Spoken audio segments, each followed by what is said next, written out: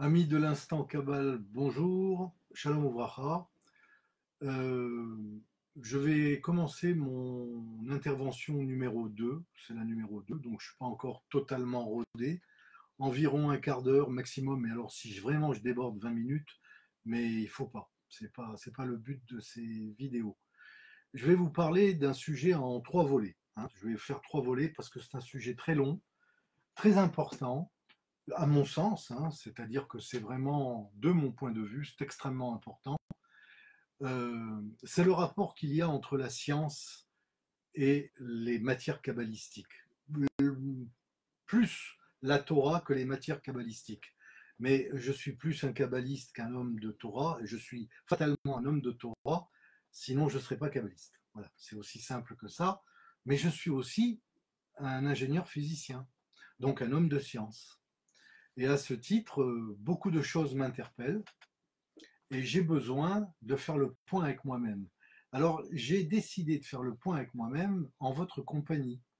Vous pourrez bien entendu me poser des questions et intervenir si ça vous chante, hein, ça va de soi.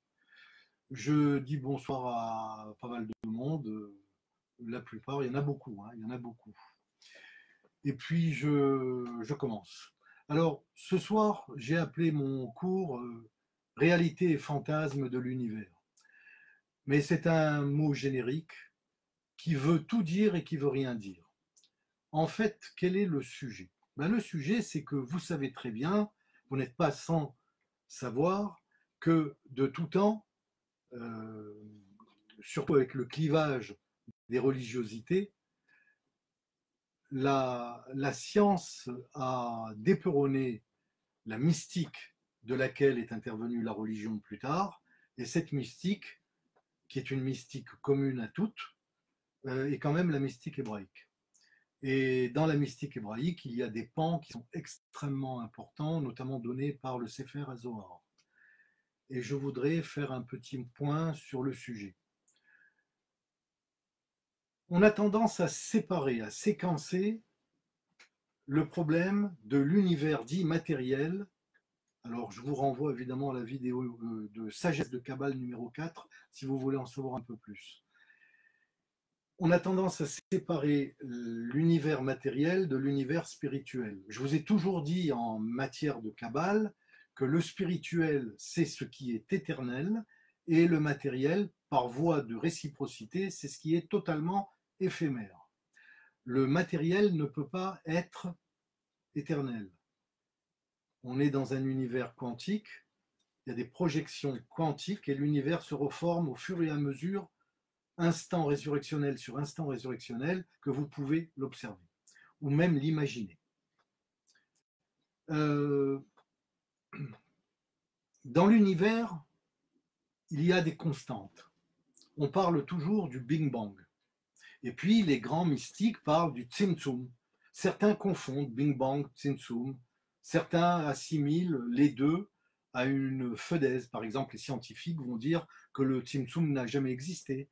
Et certains mystiques, tout du moins certains religieux dits mystiques, c'est pas pareil, réfutent le Big Bang en disant c'est une projection de l'esprit, on a inventé une nouvelle religion pour faire le nihilisme de Dieu.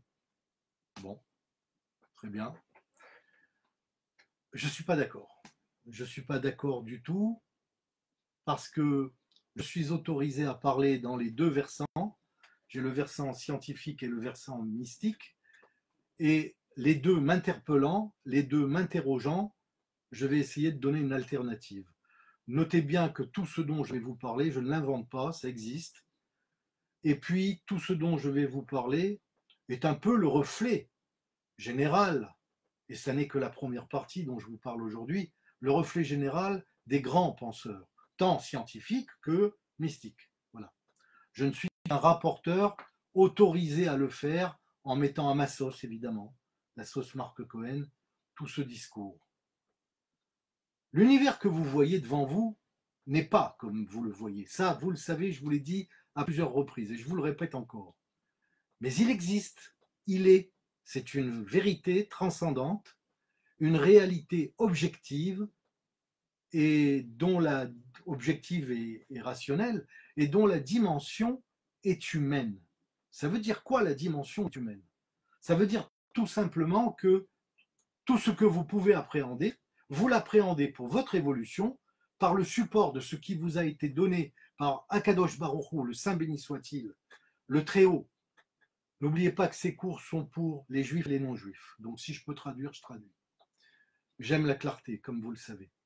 Et ces sens que l'on a, on en a 5, sont alimentés par un Tsechel Elohim en hébreu. Ça veut dire un point dans notre cerveau, on va le dire comme ça pour l'instant, qui nous permet d'appréhender la Shefa, c'est-à-dire l'unité de la lumière divine qui rentre en nous et nous donne l'intelligence. Si vous voulez en savoir un peu plus, je vous propose, bonsoir André Gaillard, très heureux que tu sois avec nous. Je vous propose d'aller voir mes cours sur la sagesse de la Kabbale où j'explique vraiment, et on n'en est qu'au numéro 12, il y en a 22, où j'explique vraiment comment l'univers humain et l'univers réel fonctionnent et je donne les véritables dimensions des mondes, des olamim, c'est-à-dire des voiles. Mais ce soir, ce n'est pas le but. Ce soir, c'est vraiment un débat mystico-scientifique. Et je vais donc essayer de vous faire comprendre la teneur de mes interrogations. Ce monde que je perçois avec mes sens semble uni, semble tellement cohérent qu'on se demande pourquoi aller chercher ailleurs. Pourquoi se poser des questions? Il n'y aurait théoriquement aucune raison de se poser des questions.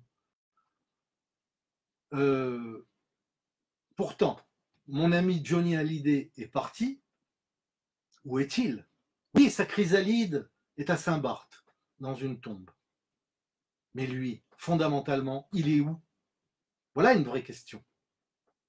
Alors, je ne vais pas répondre ce soir à cette question, mais je la mets au débat. Et vous verrez les alternatives de réponse que je vous donnerai prochainement. Alors, bien entendu, j'ai pris ce cas de figure, mais c'est valable pour tout le monde.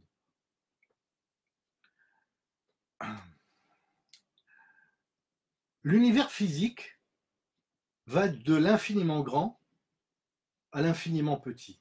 Dans l'infiniment grand, on compte jusqu'à 13,8 milliards d'années-lumière. 13,8 milliards d'années-lumière, quand vous pensez qu'une année-lumière, c'est 10 000 milliards de kilomètres, vous multipliez par 13,8 et par 1 milliard, et ça vous donne la dimension. C'est strictement astronomique, et il est absolument impensable de pouvoir la réaliser par notre conscience.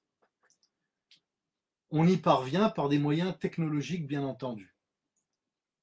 Mais quand on va dans l'infiniment petit, on plonge dans l'infiniment petit avec des moyens technologiques également.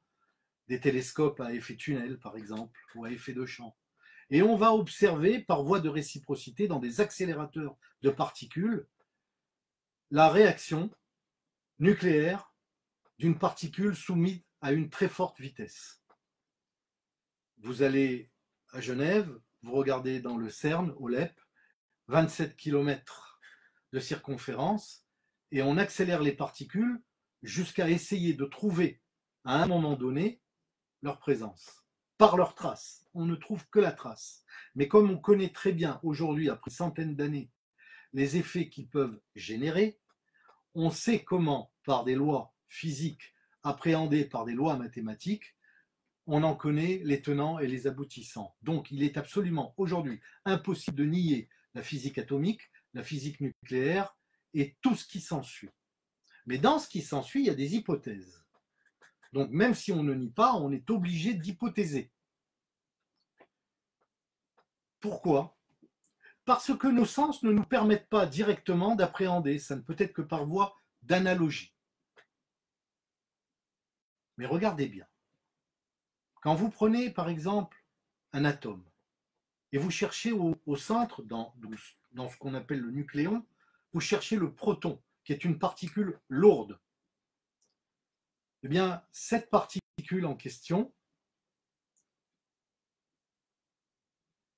elle va nous permettre de trouver des attendus par rapport à l'infiniment grand. Je vous le développerai un petit peu plus tard. Ce qu'il faut comprendre, c'est que dans l'univers, il y a des constantes. Vous avez peut-être entendu parler du point zéro. Le point zéro, c'est ce qu'était, selon les scientifiques, l'univers en deçà du Big Bang, c'est-à-dire exactement à l'instant où il a été créé. C'est donc en deçà du mur de Planck. Le mur de Planck, c'est l'impossibilité de transgresser une dimension temporelle et une dimension spatiale. La dimension temporelle, c'est 10 puissance moins 43 secondes. Vous prenez une seconde, vous vous figurez ce que c'est, vous la divisez par 10 et vous rajoutez 43 zéros. Inutile de vous dire que ce que ça donne, vous ne pouvez pas l'appréhender par votre conscience. Mais c'est le temps de Planck. Il a été démontré. Et pour l'espace, c'est 10 puissance 33 centimètres. 10 puissance moins 33 centimètres, vous prenez 1 centimètre, vous le divisez par 33 et vous rajoutez 33 zéros. Vous le divisez par 10 et vous rajoutez 33 zéros. Voilà, ça vous donne une distance infinitésimale. Eh bien, ce temps et cet espace de Planck, ça s'appelle le mur de Planck. Mais le mur de Planck, c'est pas le Big Bang. C'est pas le Big Bang. Alors, qu'est-ce qu'il y avait avant? Eh bien, les hypothèses donnent l'instant zéro, le point zéro. C'est-à-dire que l'univers aurait à ce point zéro une température égale à 10 puissance 32 degrés centigrades. Vous prenez 1 degré, vous le multipliez par, vous prenez 10 degrés, vous le multipliez par exponentielle 32. C'est énorme, gigantesque. C'est-à-dire que c'est une température même pas imaginable par l'esprit humain. Ça donne quoi à cette température, l'univers? Et ce n'est qu'un point, un point. C'est une singularité initiale, une singularité cosmologique. Eh bien, ça donne une énergie égale à 10 puissance 19 gigaélectronvolts. Gigaélectronvolts, c'est un giga, c'est 1 milliard. Électronvolts, 10, pas 10 puissance 19. Ça veut dire que vous mettez 10 et vous rajoutez 19 zéros. Et vous multipliez par 1 giga électronvolt. C'est une énergie ahurissante. C'est au-delà de l'imaginaire humain. Quand vous prenez ces températures, qui sont quand même faramineuses, c'est des températures 10 puissance 32 degrés centigrades et une énergie de 10 puissance 19 gigaélectronvolts, c'est ce qu'est, selon les physiciens, l'instant zéro, point initial, pour lequel on ne peut pas aller à cause de la barrière du mur de Planck, espace 10 puissance moins 33 cm et temps 10 puissance moins 43 secondes. Donc on est devant un véritable problème. Ce point initial qui a été théorisé et que selon certaines méthodes que l'on appelle en mathématiques les séries de Fourier, on arrive à mettre en évidence, et on est absolument certain que c'est une hypothèse extrêmement cohérente et valable. Qu'y avait-il avant? Comment est-il né?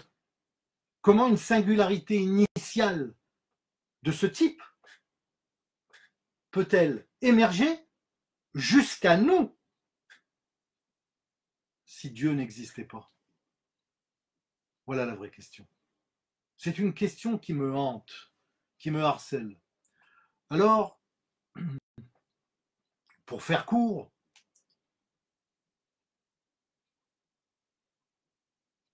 je dirais que en 1982, à l'Institut d'optique de Paris, un physicien du nom de Alain Aspect a fait une expérience qui démontrait le bien fondé du fait que l'univers à un endroit était strictement identique à l'autre endroit. Et ce, quel que soit le temps qui passe et quel que soit l'espace tendu. En d'autres termes, si vous prenez une boule, vous en prenez une autre identique, vous la jetez à l'infini, et sur la première, vous triturez la première boule. Et bien simultanément, concomitamment, la deuxième boule subit le même effet. Pourquoi? Alors, pour être plus scientifique, Alain Aspect a pris, on va le faire autrement, je vais faire une image, il a pris un verre dans lequel on met du césium, un contenant en verre dans lequel il a mis du césium. Le césium a une particularité, c'est que quand on lui envoie un rayon laser, laser c'est Light Amplification Stimulated Emission by of Radiation, donc c'est émission stimulée de radiation par envoi, par compression de la lumière, et bien quand on lui envoie un laser sur ce césium, il va libérer des photons, des particules de lumière, des quantums de lumière. Eh bien, en faisant cette expérience, on a remarqué que deux photons strictement identiques, on les a séparés de 8 mètres de chaque côté, donc ça faisait 16 mètres, et sur un des photons, on a changé la polarité. C'est comme si vous preniez une balle de tennis et vous ajoutez du bleu et du rouge. Ben, la deuxième, elle va avoir du bleu et du rouge, miraculeusement. En changeant la polarité d'un photon, eh bien l'autre a changé de polarité. Pourtant, c'est deux particules de lumière totalement différentes. C'était l'expérience d'Alain Aspect en 1982 à l'Institut optique de Paris. Elle est fondamentale parce qu'elle a permis de comprendre que la réalité possède des variables cachées. Ça s'appelle comme ça en mathématiques et en physique. Et ces variables cachées, qui ont été démontrées par un physicien dont vous pouvez voir évidemment les références sur Wikipédia, qui s'appelle John Bell, et ces variables cachées ont démontré ce que les physiciens savent aujourd'hui, que toute particule est intriquée. Il y a donc une intrication, c'est-à-dire une interdépendance d'une particule avec une autre, de cet endroit à l'autre bout de l'univers. Comment est-ce possible, simultanément? Trop compliqué à expliquer, bien sûr que je le sais, mais c'est trop compliqué à expliquer dans une vidéo où je n'ai plus que 5 minutes. Je vais essayer de prendre encore 5 minutes de rab, parce que sinon vous allez me faire un caca nerveux. Bon, eh bien, figurez-vous que si ces particules sont corrélées, sont intriquées, c'est le terme qui convient, c'est parce que leur communication ne se fait pas dans l'espace-temps. Vous savez que l'espace est indissociable du temps, et les équations d'Albert Einstein l'ont démontré. On a inévitablement une équivalence entre la masse et l'énergie, et que cette masse et cette énergie composent le continuum spatio-temporel. Eh bien, figurez-vous que la communication entre deux particules ne se fait pas dans l'espace-temps. Il s'agit d'une corrélation d'un tout autre niveau, d'un tout autre ordre. Comment cela se peut-il? Et qu'est-ce qu'ils échangent? Eh bien, ils échangent de l'information. Retenez ce terme, de l'information.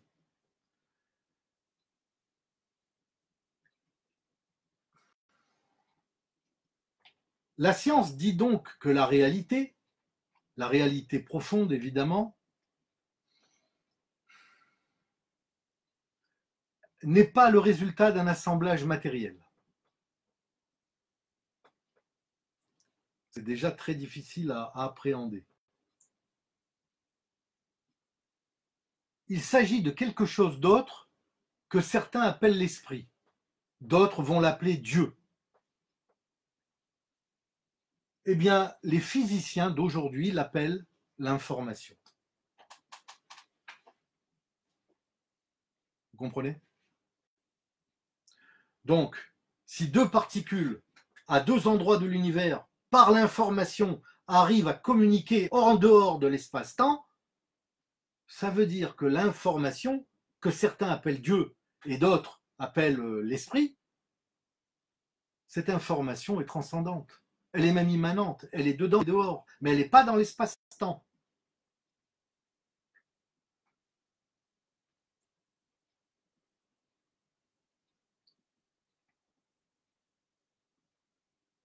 Les physiciens utilisent en mathématiques les séries de Fourier qui vont démontrer les variables conjuguées. Les variables conjuguées, c'est ce qui permettrait aujourd'hui de démontrer la présence de l'information. Alors, je ne vais pas vous faire un cours de mathématiques, c'est compliqué, certains peuvent éventuellement être matheux, mais la plupart ne le sont pas. Ce fait que moi, oui.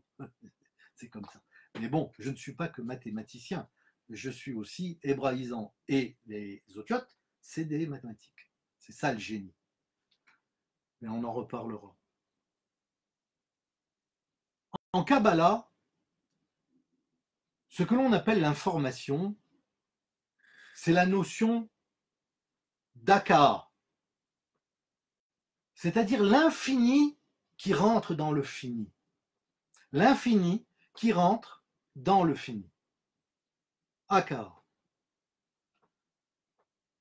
Comment un être humain peut-il, en dépit de tout concept aristotélicien, n'oubliez pas que, notamment dans la chrétienté, l'Église chrétienne se prévalait d'Aristote. Et tout ce qui dérogeait à Aristote était considéré comme hérétique. Souvenez-vous, Galilée, etc., etc., Giordano Bruno. J'en passe et des meilleurs.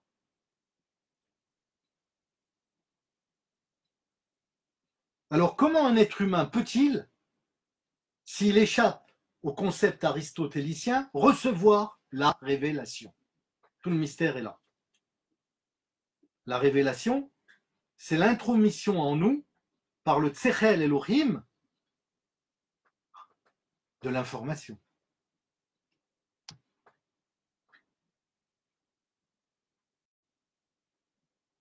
L'intrusion dans la conscience de l'homme de l'infini dans le fini. Voilà le grand mystère. Un ordinateur ne pourra jamais penser. Jamais. On est à l'époque de la cybernétique, on est à l'époque de l'informatique, de l'électronique. Mais tout ça, c'est du matériel. Tout ça, ce n'est qu'une relation d'effet conséquentiel à effet conséquentiel. Il n'y a pas de relation de cause à effet. La cause, elle est ailleurs, l'effet est ici. On est dans un monde effectif, ici. C'est le monde des formes, c'est le monde des actes. Ne vous méprenez pas. Je sais de quoi je parle. Si on prend le nom Adam, il a un anagramme. Et cet anagramme, c'est méode, qui veut dire plus, qui veut dire rajout. Ça veut dire que Adam a reçu un rajout par rapport à la pluralité.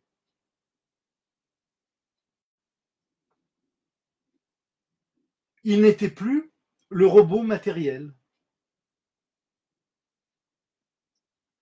Il n'était plus la séquence informatique résiduelle à la création du monde, ou des mondes, sur cette terre. Il était autre chose. Méode.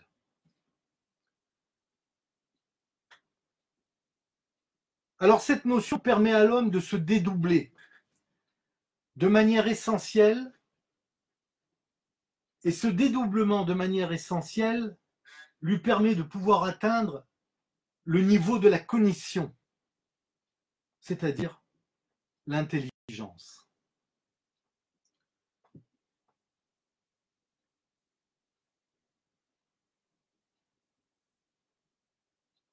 Pour vous donner un ordre d'idée de la différence entre Adam et ce qu'il y avait avant.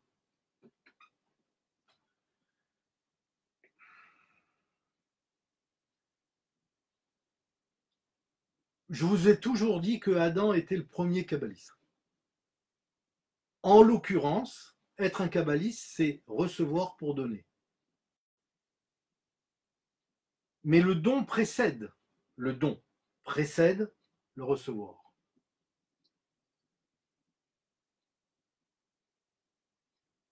Adam se donne à Dieu par amour. Ne cherchez pas à comprendre d'abord pourquoi. Il donne son amour à Dieu et il se donne à Dieu par amour. C'est un premier sens. C'est le sens qui va d'Adam vers le haut. Mais Dieu lui renvoie.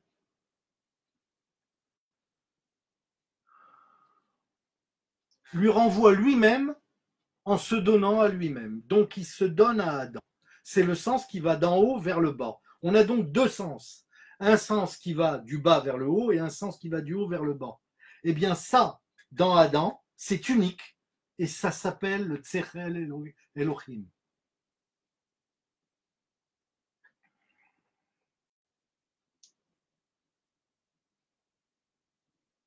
Le Tserel Elohim, c'est un point divin en lui. Et ce point divin a la capacité de recevoir toutes les dimensions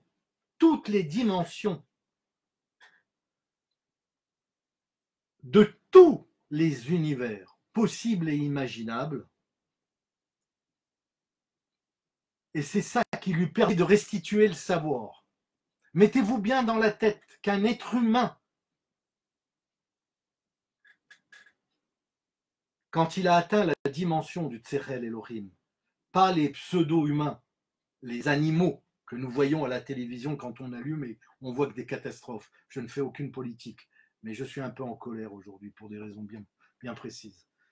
Eh bien, quand on est un véritable être humain et qu'on a le Tserel Elohim, on peut voir dans toutes les dimensions de tous les univers. On est approprié pour ça, puisqu'on se donne à Dieu et lui nous le rend en se donnant à nous. C'est dans un sens ascendant et dans un sens descendant. C'est ça le Tserel Elohim.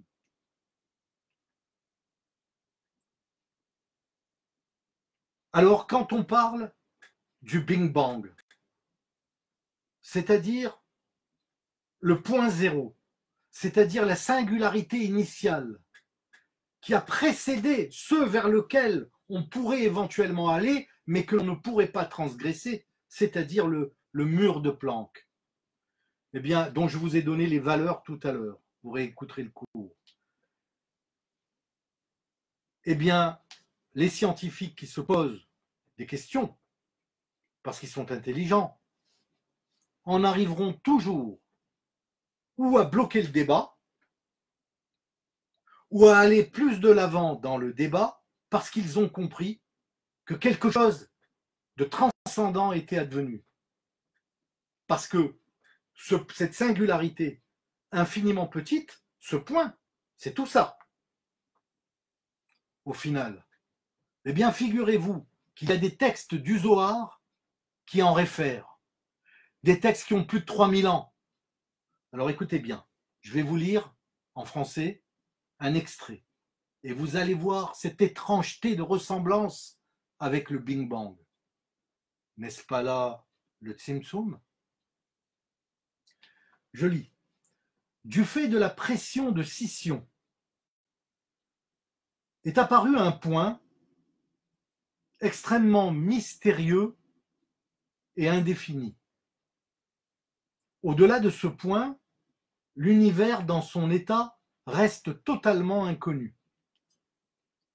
Pour cette raison, ce point originel est appelé début. C'est la première phase. Un rayonnement mystérieux est survenu et a frappé ce point, et soudain, ce réchit, c'est-à-dire ce point, ce résidu, est entré en expansion. Voilà. Fin de citation.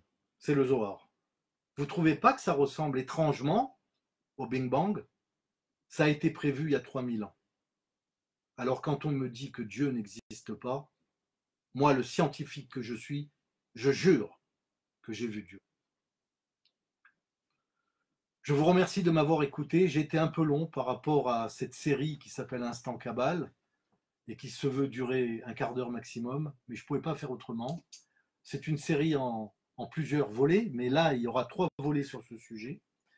Vous pouvez me poser des milliers de questions, je répondrai au fur et à mesure, prends le temps. Et merci d'avoir écouté, merci d'avoir été fidèle. Merci pour tous les commentaires que je vois déjà. Et Alova Alenu.